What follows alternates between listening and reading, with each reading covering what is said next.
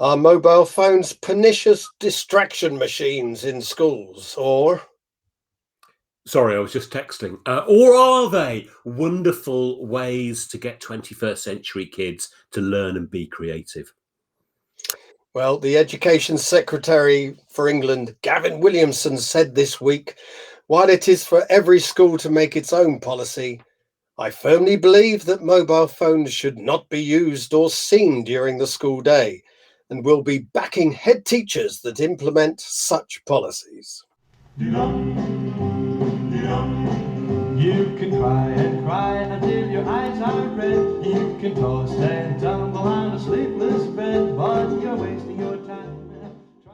Yeah, so there, Gavin Williamson, it doesn't really matter what he says, he makes himself unpopular, doesn't he? Probably because, well, so you did a bit of digging around in some figures, didn't you, Martin? And you've discovered, I found it quite surprising, that some figures about mobile phone use in schools. Yeah, apparently about 70% of primary schools collect pupil phones in the morning and give them back at the end of the school day. And less than 20% of secondary schools allow pupils to use them during break and lunch times, and even fewer allow them during lessons. So perhaps Gavin Williamson is really sort of pushing at a door that's pretty much open anyway. That really surprised me. I think that's changed. That must have changed a lot in the last 5 years or so, because I think it was my perception that mobile phones in schools were much more common. We went through a spate of lots of schools having one-to-one bring your own device policies and that sort of thing. And there appears to have been a real backlash against that. So Gavin Williamson's there, as you say, pushing an open door, but it's not everyone agrees, do they? Well, about 50% of parents want mobile phones banned from school, which implies about 50% of them don't. And certainly as a parent, I think it's quite useful to be able to, at the end of the day, if I'm picking my daughter up, for example, be able to ring her, or if there's, going around to someone's house or something like that, it's quite useful to have some sort of contact. So the idea of having a phone with you on the way and on the way back from school, I think is quite a good idea. But I'm not so sure if it should be allowed during the school day. But Michael Rosen, for one, appears to be a big fan of mobile phones being used in the day. I'll just read you out something that he's written. What's happened is an explosion of teenagers writing in texts and posts. If you weren't so set on rubbishing school students, you could be applauding this explosion of literacy, written communication, exchange, and creativity. Break times, says Michael, are ideal and even more of this writing rather than old-fashioned hanging around trying to look hard, as he used to call it. He says we're living in an incredible time. Whole libraries, vast banks of knowledge and multimedia resources are available to us via an object that fits in our pockets. It's a camera, a recording device, a filmmaker, the means to talk in pairs or groups of people all over the world. Hadn't you noticed, he says, you seem to despise an instrument that could play a wonderful part in learning. Well, what do we make of that, Martin? Well, I think he's arguing for people to be less cool looking hard, like we used to do back in the day with our shades and things like that. I think I've got a pair of shades. I can look a bit cool and hard.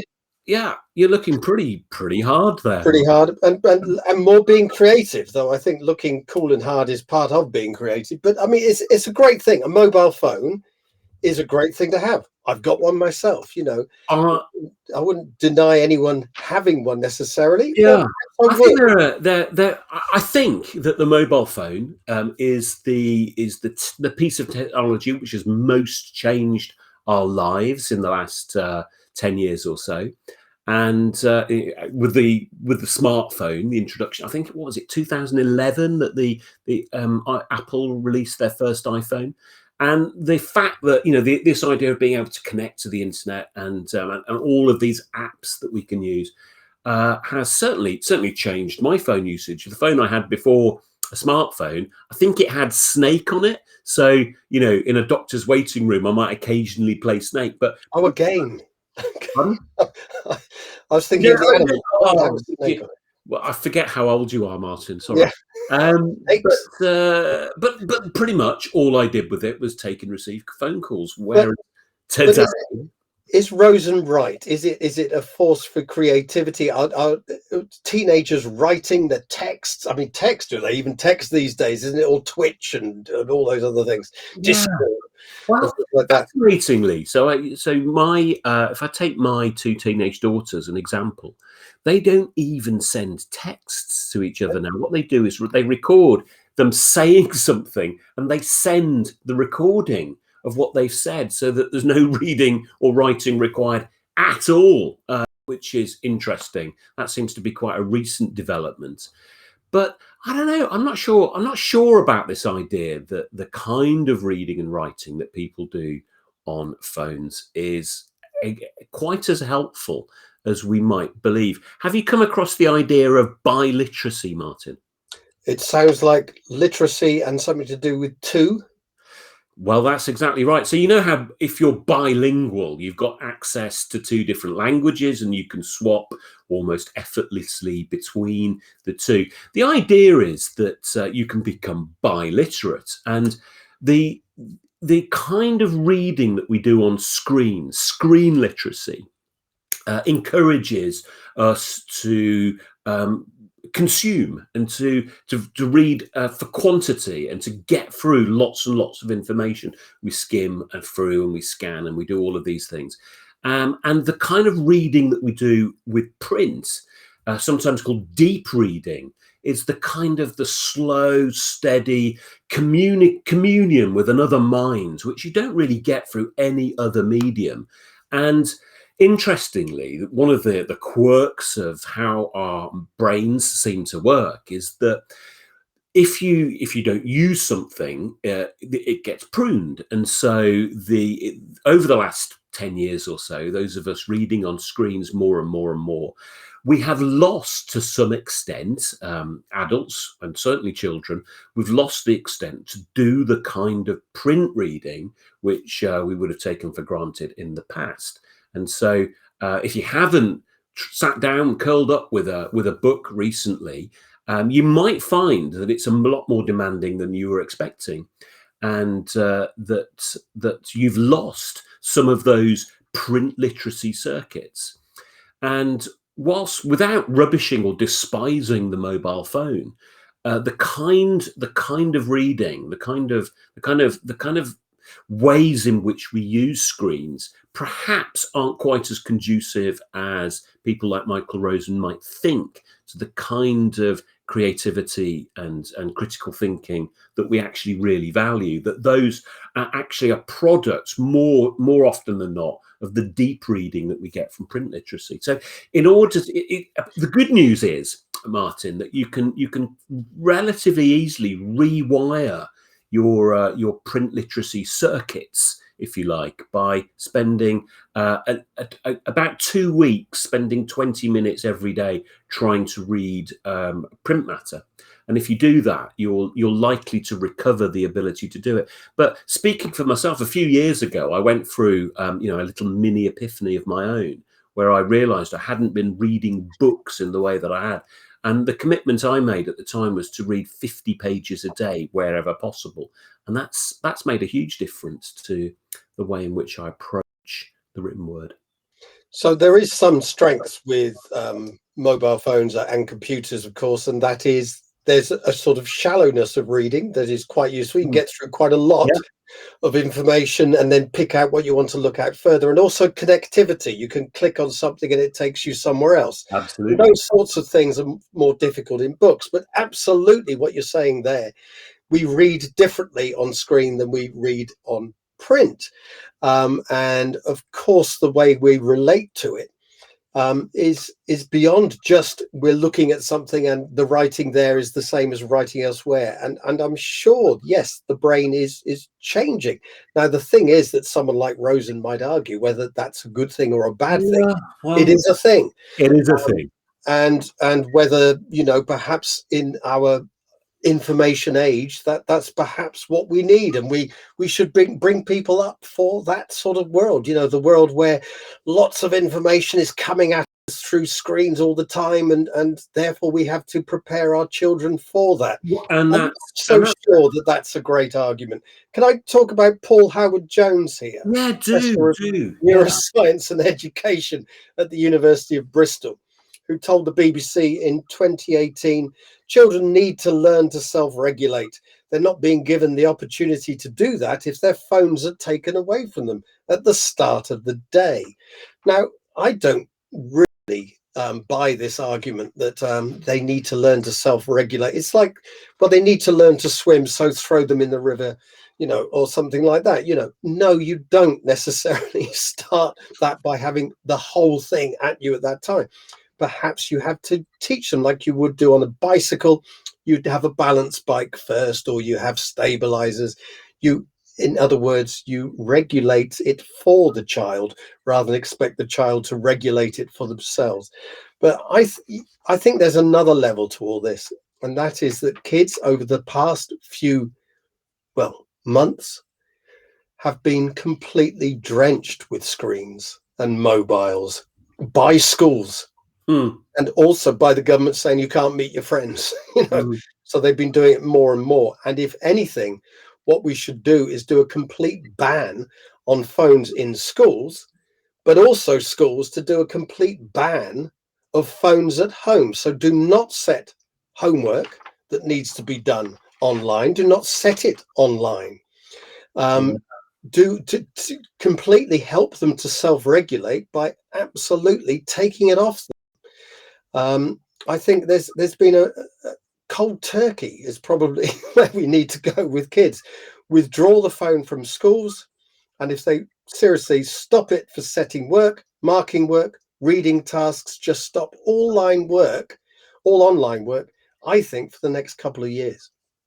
Yeah, no, I mean, it's interesting points, Martin. I think the idea of self-regulation is quite an odd one as adults, we find it easier to self-regulate than children do because of the way that our brains have developed. And I know for a fact that Paul Howard Jones knows this, and you don't learn self-regulation. It's a feature of maturation as much as anything else. But the other thing is, as adults, we're pretty terrible at self-regulating our mobile phone use. So to expect children to have to self-regulate because we're not putting any constraints in their way seems a really odd message. There's all sorts, we don't want them to self-regulate with knives by giving them tons of knives to juggle. We take them away for good and obvious reasons. Even there, you don't give them the knife on day one. You give them the spoon and pusher or whatever it is when they first get there, don't you? You don't. It's like the same. It's like the same sort of logic as the gun lobby in the United States, that we're better off having loads of guns because we can self-regulate by, constantly having them around us. Well, in this country, we've chosen we've made the decision not to let people self-regulate with guns. We've banned them. And that seems very sensible. But it's also saying, I think, that the phone is sort of a passive part of this. The phone isn't passive. No, and it actually says, look at me, and if you've got all the notifications on, very kids tend to have, they're flashing away notifications. You can get in 10 minutes, 20 minutes, 70 notifications coming at a kid and if they're using this to do their homework on, and a parent at home is trying to say, turn off your notifications, do this, do that and the other, the kids are going to say, or ignore parental advice or deliberately go against parental advice. They're teenagers, for goodness sake. So there they are working away, apparently, and getting all this interaction with their friends and other people who are trying to sell them stuff or whatever it happens to be. I think it's completely... Absolutely. Every time those notifications get off, a little hit of dopamine, highly addictive. With my own children, I struggle and strive to ban notifications. That seems to be the thinnest possible end of the wedge, and that's hard enough. But I certainly know taking them off and preventing my own phone from notifying me that somebody has observed something in my vicinity is just a a boon to concentration and a guard against distraction. But the other thing that you're talking there about the fact that, I think, as you put it, children have been drenched in screens, and that I think a lot of schools probably need to reflect on the fact that the whole way in which they set homework now is through screen applications, things like Frog and I can't think of any others off the top of my head, but there's loads of them.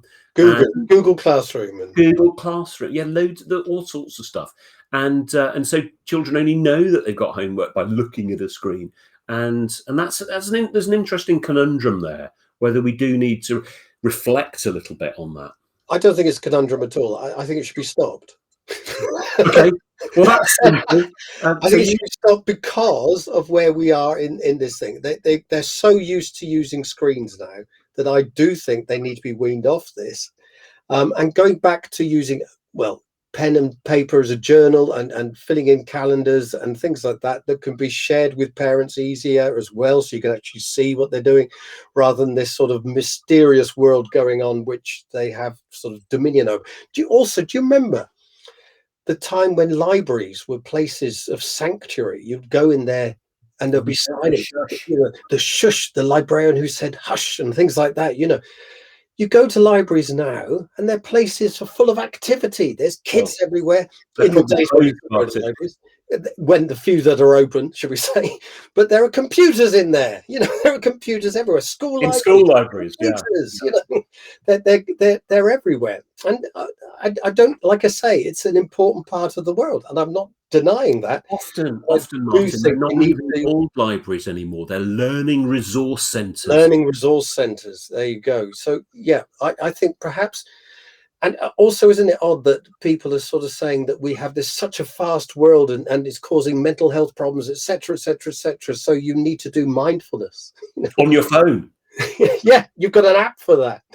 Whereas actually, having moments of reflection, moments of silence, moments away from a machine taking over you, rather than you in control of the machine, is I think quite important. And working at your pace, finding your place in the world in that way.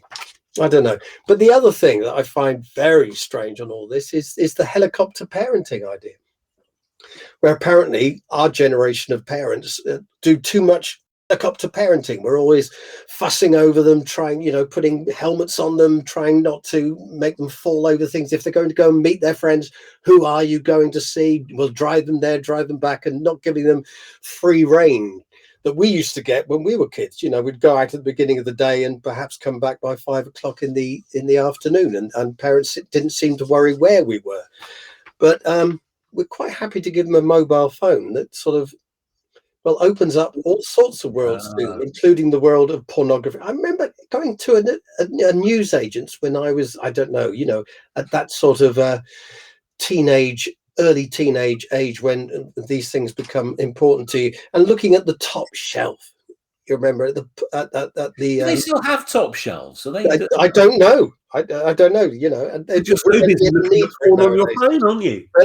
But you go there and you just go to the top shelf. And I remember the news. I remember this vividly. The newsagent told me off and threw me out of the newsagent. So it's disgusting. He was selling them, of course, which I think I did out to under my embarrassment as I was thrown out. But now, us helicopter parents are given these phones to teenagers, and my God, they can see all sorts of stuff on it. Some of it pornographic, some of it extremely violent.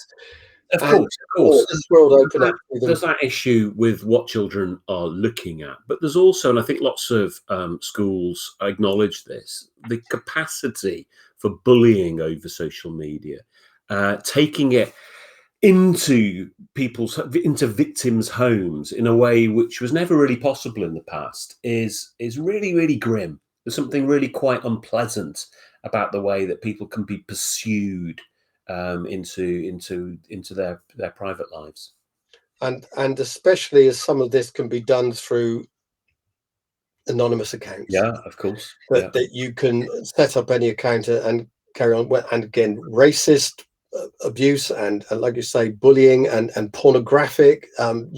Sometimes when someone splits up in a relationship, their photographs are shared, and all these other things, all of that great stuff.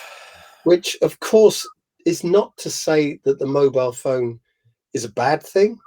Like all human things, it's because it's done by humans, run by humans, and humans use it, and it's Guns going to don't have kill bad people, things happen on it. rappers do. But we need to perhaps say to people that you need to step back, and we need to help kids step back. And because of the last 2 years or so, well, certainly for lockdown and all that, perhaps stepping back from the mobile phone, from the computer screen, might be a good idea for schools to encourage that by doing various things, to give them more activities, to let them look hard in the playground, look cool. Look cool and tough in the playground, play games in the playground, Well, maybe that's right. Maybe that's what we should be doing. But is there anything in the idea that that phones produce an explosion of creativity and that they're wonderful devices for learning? Do you buy that at all, Martin? I think it's an interesting question. I think anything is a tool for creativity. It's certainly, if you're into doing TikTok or making a film or something like that, it means it's there at your fingertips and is much easier. That doesn't mean, of course, that the creativity you're going to come up with is excellent, but it certainly makes a difference.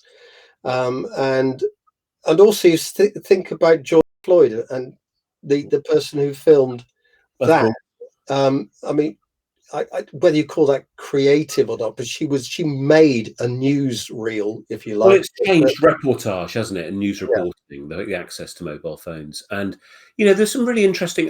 One of the schools that I work with had an incident recently where a teacher was reading aloud from Steinbeck's novel of Mice and Men, and a student was surreptitiously filming them, and then cut together a little montage of them using the N-word from the reading from the book, and put it out on social media with this teacher apparently just repeating the N-word over and over and over again. Toxic stuff. Creative, maybe. Desirable, that's creative. That is certainly creative, and again, you can't say all creativity is good. So interesting. Yeah, it's so interesting the way we think of creativity as inherently good. Maybe not creative accountancy, Martin. We're not so keen on that, are we? No. It's good for spying. Yeah, there we go. A surreptitious video, spying and smearing and ruining people's lives.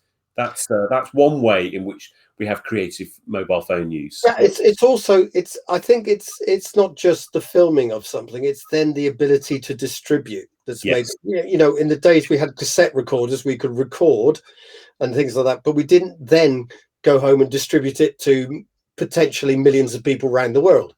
No. I think that makes a big difference as well.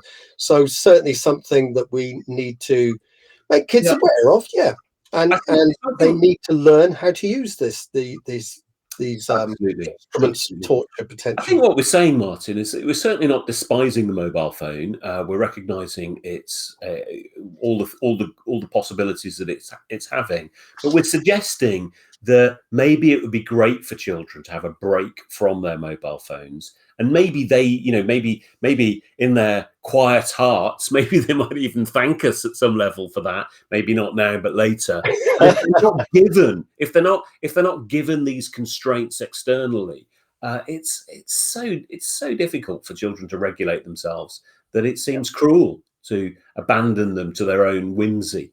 And it's interesting that people like Rosen, who are quite left wing, sort of celebrating the mobile phone, because it is an instrument of selling. It sells stuff to us all the time. It's capitalism personified. There it is. The market is in your pocket now.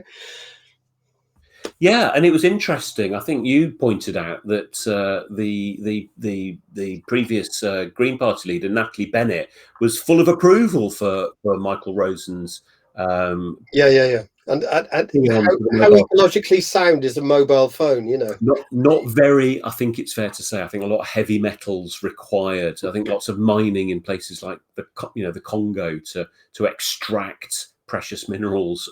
All sorts of problems caused by mobile phones, which probably need to be acknowledged by the Green Party, if nobody else. anyway, if you've got anything you want to add, please in the what do you call them? The comments below. Write down some comments. Are you for mobile phones in schools, or think they should be banned entirely? And are you also for use of technology at home at the moment, particularly considering the amount of technology kids have been using the last few months? And if you whatever your feelings about mobile phones, maybe you've got feelings you'd like to share about Gavin Williamson. Please feel free to tell us about that. And I think we should probably ask people to subscribe as well. That's a good idea. Anyway, thank you very much. But if you've enjoyed it, lovely. If you haven't, please remember that it's been your time that you've been wasting.